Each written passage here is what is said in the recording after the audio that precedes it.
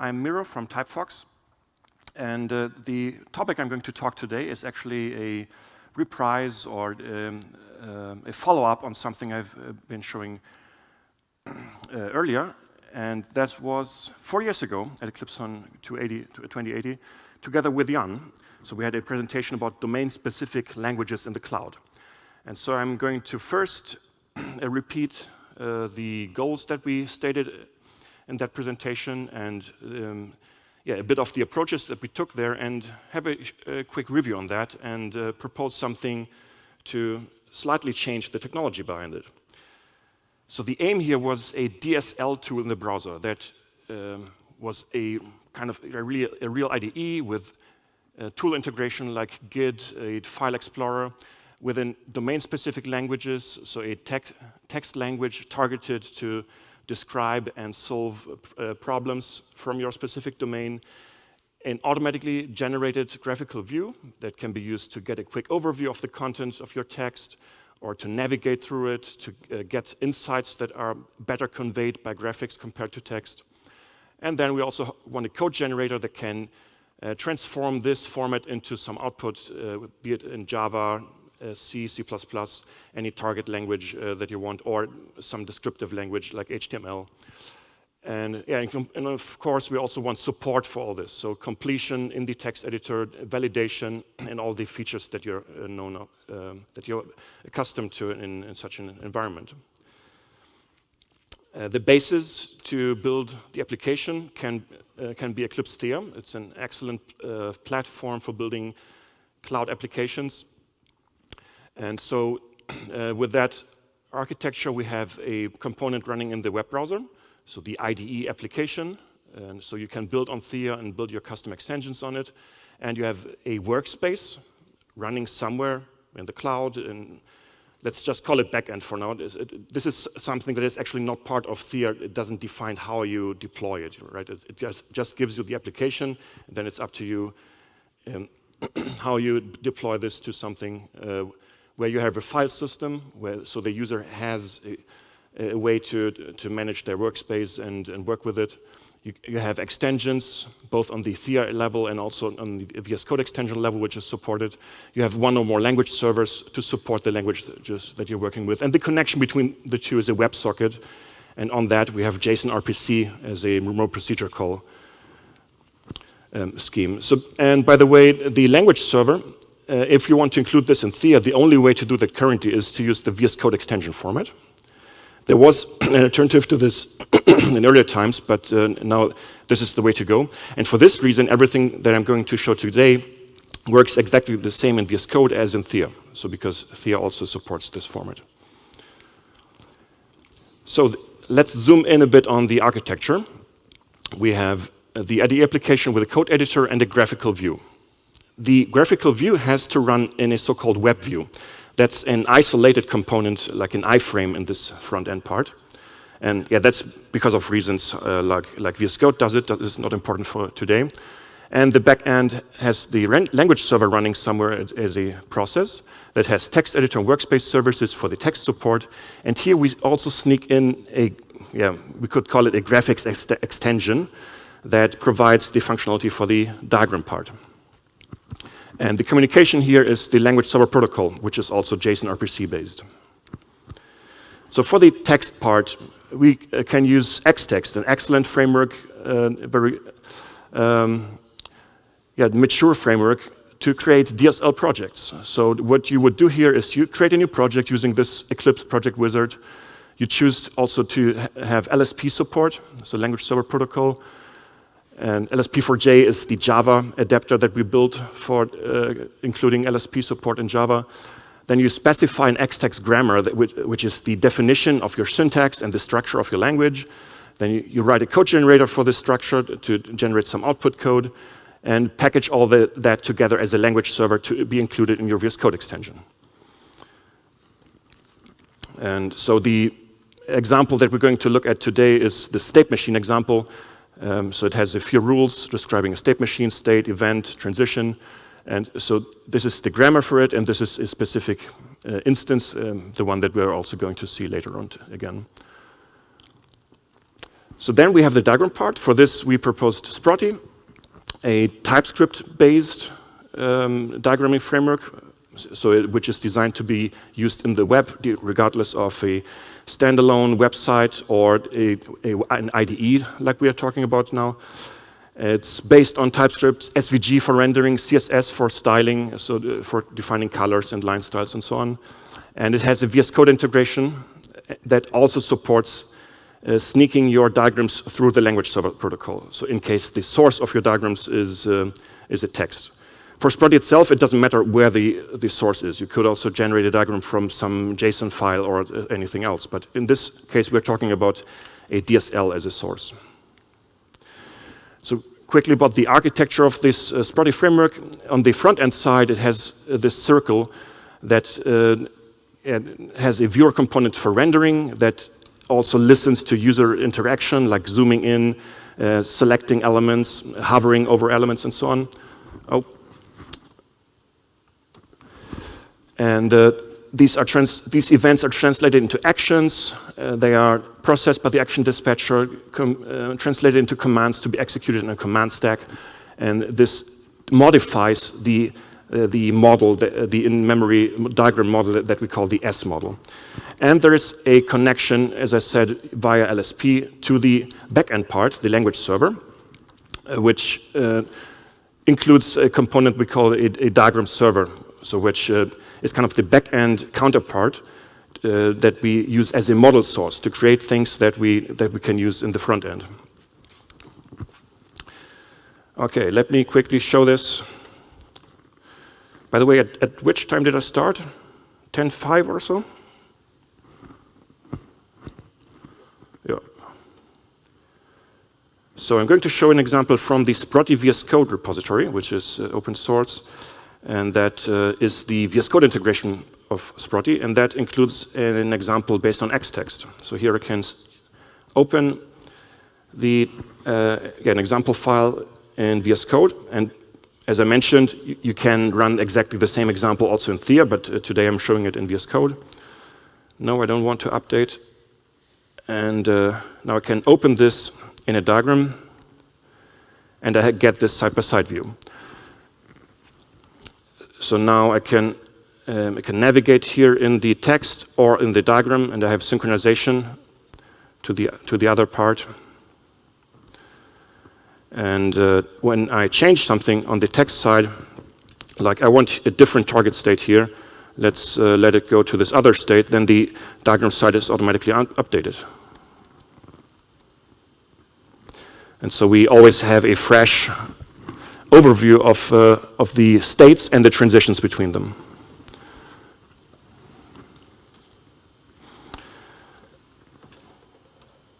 Good. Now let's review this architecture that we have here. And yeah, as I said, all the individual components that we used here are really excellent Eclipse projects, and I have been working with these for years, and I think they're really a good choice. But there's one potential problem that I have experienced over time working with this particular setup. So let's have a look again. On the browser side, you have TypeScript. Everything is in TypeScript, and we use tools like NPM, Yarn, Webpack to bundle everything together. We have to get used to APIs of VS Code and Theia, and runtimes like Node.js, and rendering frameworks for UI like React. And then we have the server side, which has a totally different set of tools. Here we can use Maven or Gradle for building things. We use Eclipse IDE, which is necessary because Xtext currently can only be edited in Eclipse IDE. And we have the Eclipse modeling framework as the meta model framework for the data structure that we get out of our DSL, and potentially also extend as an alternative programming language. And so having these two very separate tool stacks brings in quite a lot of complexity. It works. You can make it run. In the end, the communication protocol is JSON-based, and we can have an adapter on the Java side to understand this JSON, and so it's okay. But I think this has a risk of high cost for development and maintenance. So you need people who are able to to run and develop and debug and maintain these two tool stacks. And it's not like in a web application world where you may have a front-end team and a back-end team and say, well, let's delegate everything front-end related to the front-end team and back-end related to the back-end team, because it's not like that here. This is really a feature that needs to be developed together and needs to be debugged together. If you see a problem, you can't just solve it just on one side. You have to have a look at everything together. And so, yeah, my experience was just I didn't really like this having to switch between these two worlds so much. And so that was one of the main ideas for creating something new. And this something new is called Langium, and it's basically an alternative DSL framework, language engineering toolkit, that is fully based on TypeScript. And so this is really the primary idea, to have just a different platform to build on and to solve this problem of discrepancy between these two worlds. So the main idea was to keep the tried and tested features from Xtext. So we wanted this grammar language, which I really like, which is able to describe two different main aspects of your language: the textual format in the form of a syntax as instructions for the parser, how to read your language, and also the internal structure, the data structure that you get as an output in order to process language, like to implement validation rules, to implement a code generator or interpreter, or things like that. It also features cross-references, which are not given by a parser. It's a post-processing step after parsing. And in order to resolve them, you need concepts like scoping and indexing, which from the conceptual level, I think they are done really well in Xtext. And there's a concept of dependency injection that is used to wire everything together without having to bother which servers to create first and which are the dependencies. The dependency injection framework does that for you, and we use that particularly as a means to override default functionality, because Langium and Xtext come with a lot of default functionality so that you can get to something working out of the box quite quickly, but it's important to be able to customize it to your needs. And so this is also a concept that we took. On the other hand, we wanted to remove a few things that we saw as potential stumbling blocks when moving these concepts over to the web. And one of those was we didn't really see the need for a modeling framework on this side. So I think there are, of course, use cases to use EMF as a modeling framework on the Java side, like it's done by Xtext. But in very many cases where I used Xtext, I saw that it's not really necessary in that particular use case to have modeling framework. Just a simple data structure would be good. And so for the Langium implementation, we chose to keep the simplest possible implementation, and that's just JavaScript objects with corresponding TypeScript type definitions. So this is an example of how a single object in your AST, or a node in your AST would look like from the type perspective. It's just a TypeScript interface with some properties. We also have a container, so things that start with $ are built-in properties. And then you have custom properties that correspond to your domain.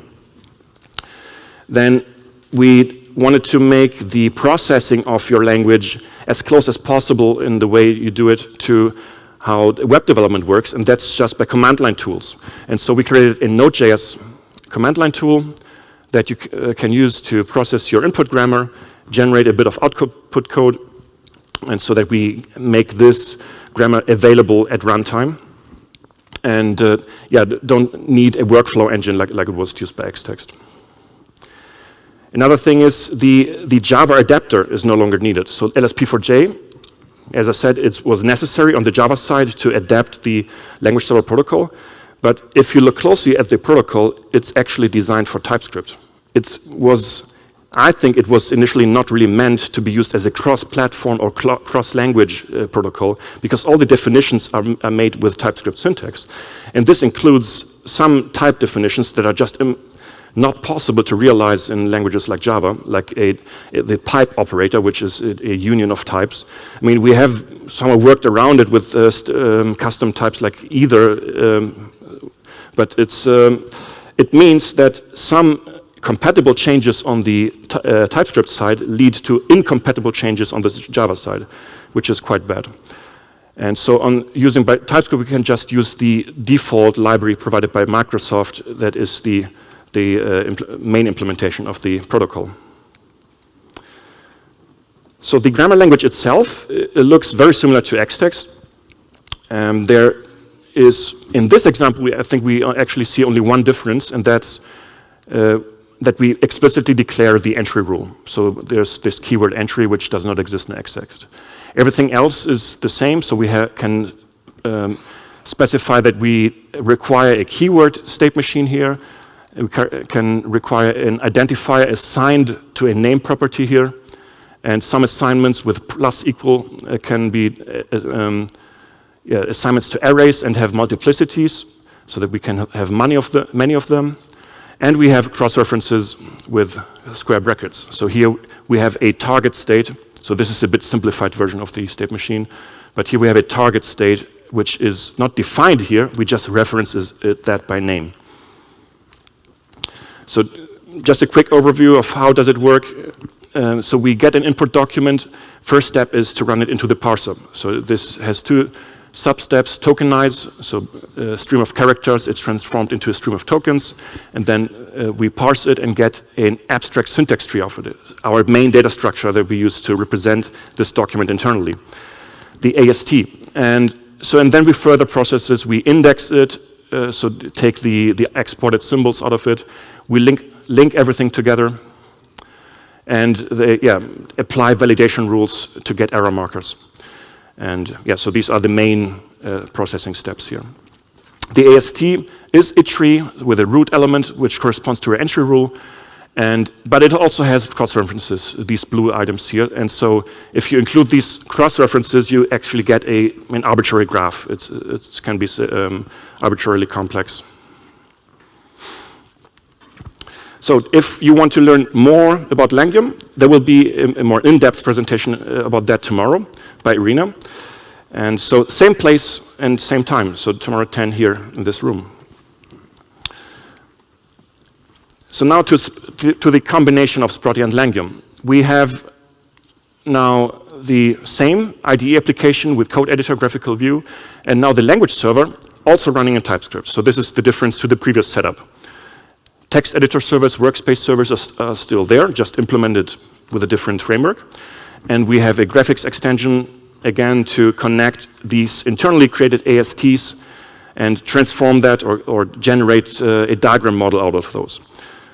As I said, the approach I'm talking about here today is to generate diagrams. Of course, there are other approaches how to deal with diagrams, but I'm really focused on this one today. Just a quick peek to the internal structure. For example, what happens if the user changes something? What I've shown before, you change something in the text, the diagram is automatically updated. And it was quite fast, as you could see.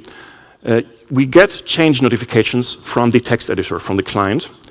And these are received by the language server, and the language server processes these changes in a document builder that needs to update the corresponding document, reparse it, and reprocess that.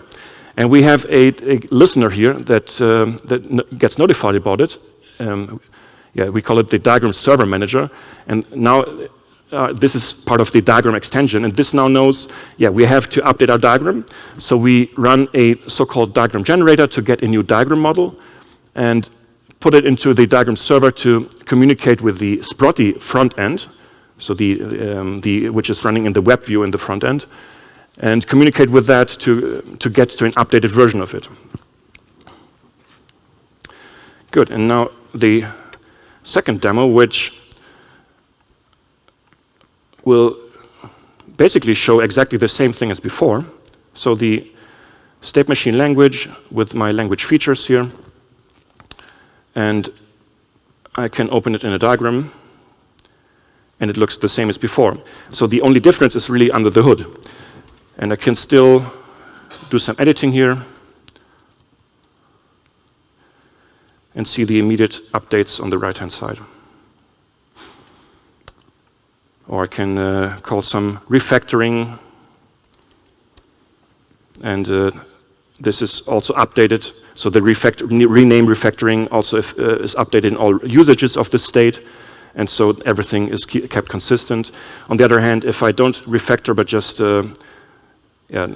change something here, I have unresolved references, and also here we see there are no connections of this renamed state because the transition targets couldn't be identified anymore.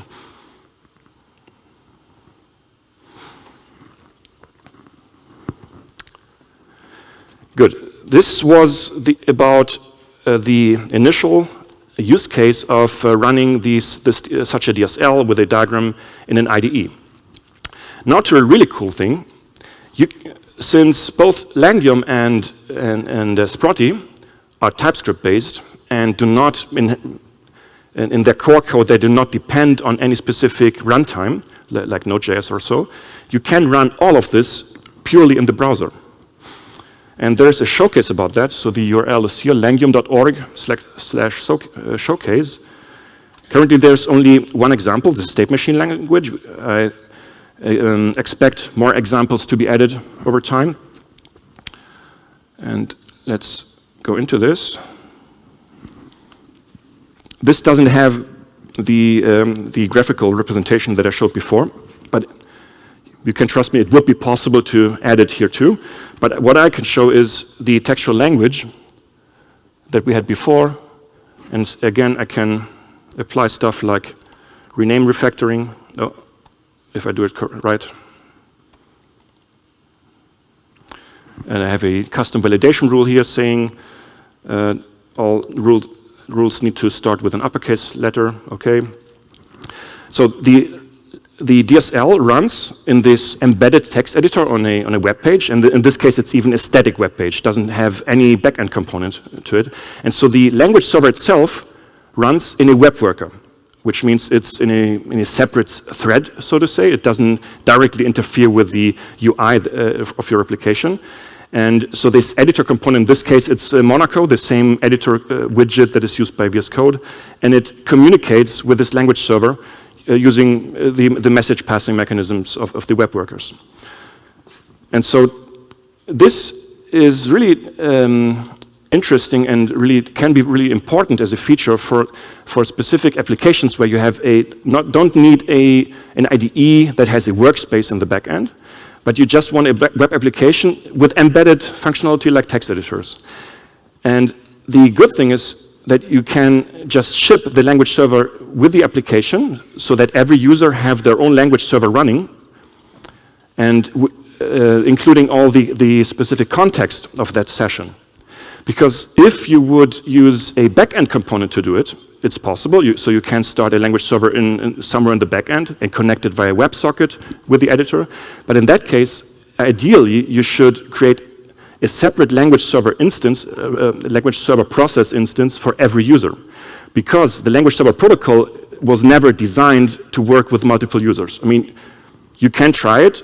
You may be lucky that everything goes well. But for example, there's no guarantee that no data will be leaking from one user to the next if you do something like that.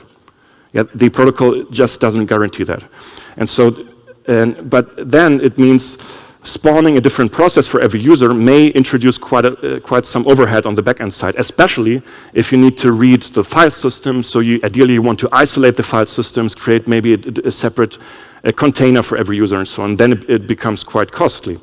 And while here we can just ship the whole editor application, and it's not that large, to the front end, and just run it on the browser side. And it doesn't add a lot of runtime complexity usually, so it can run very efficiently on the browser side. And so, with Sprotty combined with Langium, you can use the same code base for integration both in an IDE, a cloud IDE, or web IDE, or anything, or also local VS Code, and also integration in a web app with different approaches. You can choose to have a backend component for that, but also choose to run everything on the browser.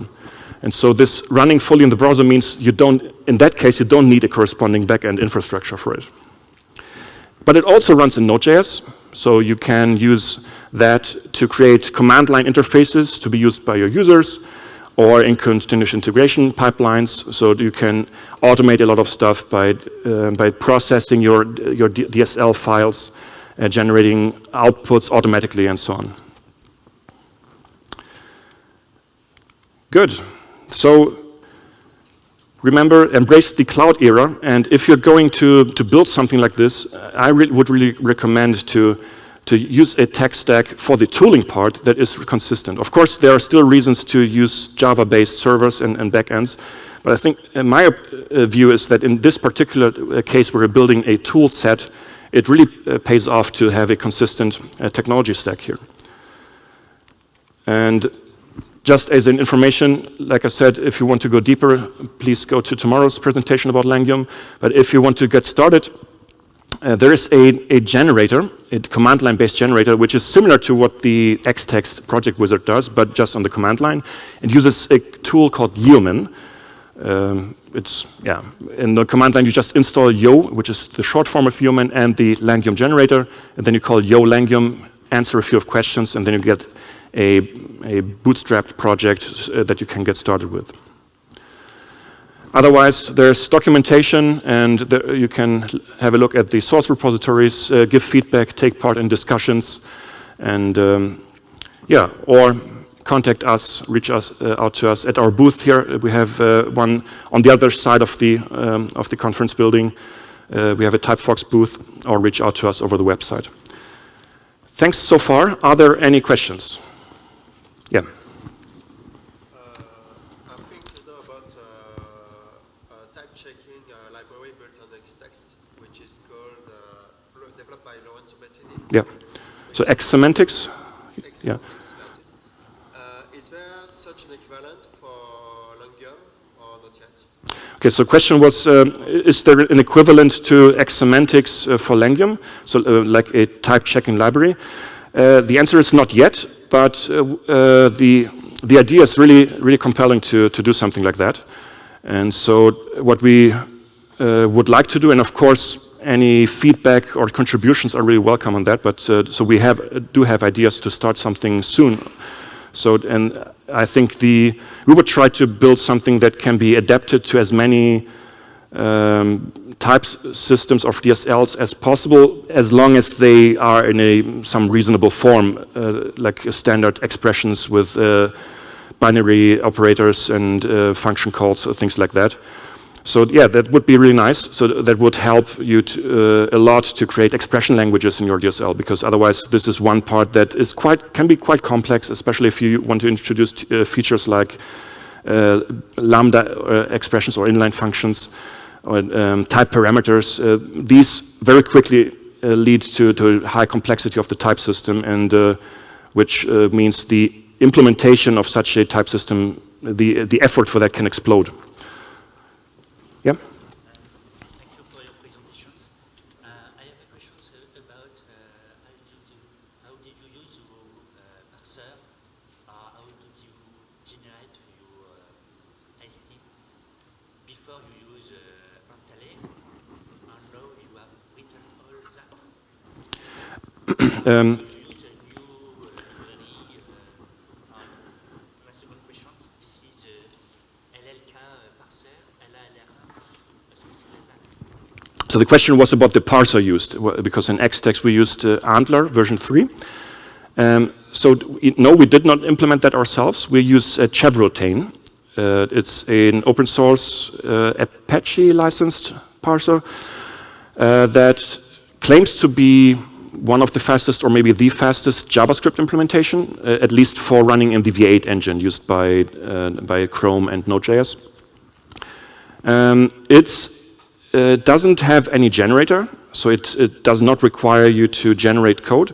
Instead, it has an API or an internal DSL to describe the rules.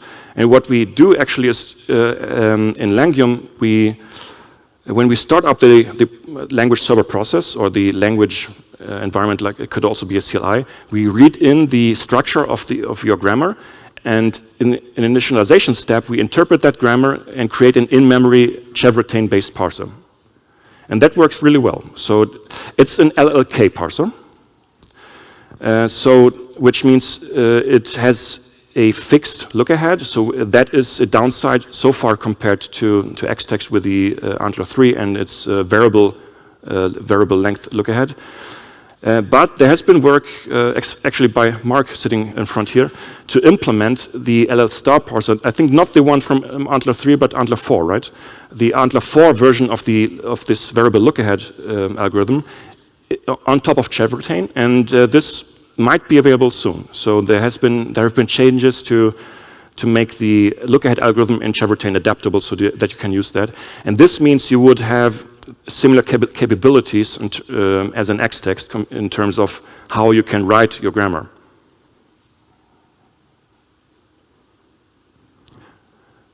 Yeah? Can Mark choose editing the model at the same time? So I think you mentioned it, but sorry, I want to ask. Model multiple at the same time? Multiple user can editing the model at the same time. I didn't get the beginning. So multi-user editing. Is that what you're asking for? Multi-user editing? Multi-user, so multiple user can editing the model at the same time. I mean, I think that if it's possible to support collaborative work. Yes, yeah. it's collaborating. Okay. So editing this model. Okay. Yeah. So the question about editing the model with multiple users at the same time. We don't have anything specific on our side for that. Basically, because it's text editing using the standard text editing facilities of VS Code and Theia, you could use any extension or plugin that allows for such real-time collaboration. You could use any of them also for such DSLs, because the editor component is the same as any other programming language that you use in that environment. And so from Microsoft there's LiveShare, but that can be used only with VS Code. I think it's not allowed to use that in other applications like Theia. So that's a closed source thing. And there's Code Together as an alternative. I'm not sure about that licensing, but I think it should be possible to use it elsewhere. And yeah, but I think this is a field that could have potential for create something new, maybe. So we have been talking to several interested parties on that, actually, to maybe get some open source based collaborative editing. That would be great. But it would be independent of what I've shown today. It would be working for all languages, all text languages. I mean, collaborative editing on the graphical side is a totally different thing. I mean, I think for that, you should rather maybe go to the OBO guys, folks sitting over there. Yeah? Real side is only for the viewing, so not editable. Yeah, so what I showed today is only for viewing, yes. So, I mean, there are limited editing capabilities that you can add through code actions, so that by applying code actions is a concept of the language server protocol where you can transform parts of your text and you can apply such code actions from actions in the diagram. But it's not really meant to be a fully, it's not meant as a primary input method. So there are different approaches to combining text and graphics. Yesterday I had a presentation about that with Philip from Eclipse Source, about different approaches to combine these things. Yeah, so we are at TypeFox are mostly seeking to or promoting this concept of using text as a primary input language and then diagrams as a secondary artifact. But it's really a matter of choice what you want. You know, it's of course very different experience for the users. Yeah. So we have an application that relies heavily on EMF and GMF components and the RCP architecture of Eclipse, and we are accessing it purely by Java. And the question in my mind now is there kind of migration path or a kind of quick connect into this architecture with Langium or something like that, that we can create read-only or view kind of connections to this models. Okay, question was there's a the tooling with diagrams based on GMF, GF, whether it's possible to connect Langium with that to just with a read-only fashion to create diagrams. With some effort, I guess yes. So you, I mean, you would have the Java part running somewhere in the back end, or I mean, that can also be on a desktop tool, yeah, of course. And what you could do is run Langium in a Node.js process to process the text files, and then connect to that Node.js process by some means, or a socket or a standard in, standard out, to export the created ASTs, for example. So you could export the parsed result in JSON format.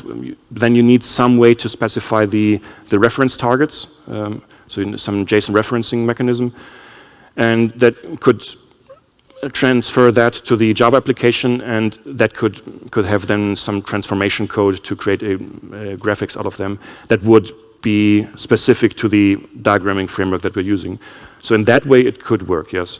An alternative could be to have this a pre-processing on the Node.js side in TypeScript, so by transforming the AST into some condensed diagram representation and send that over as JSON, and then it would be more a one-to-one mapping on the Java side. So it's just, but that's just a decision on where to make this retransformation, either on the TypeScript level or the Java level. So that so there are possible migration paths if you are not able to re-implement everything at once. But of course, that means you would have a mixed code base in that period. But yeah, it can be a way forward to at least start at some point. Yeah. Another question? Okay, thanks a lot for listening. And yeah, please get in touch with me if you have more questions or things to discuss. I will be around here, and also others from my team. And enjoy the conference.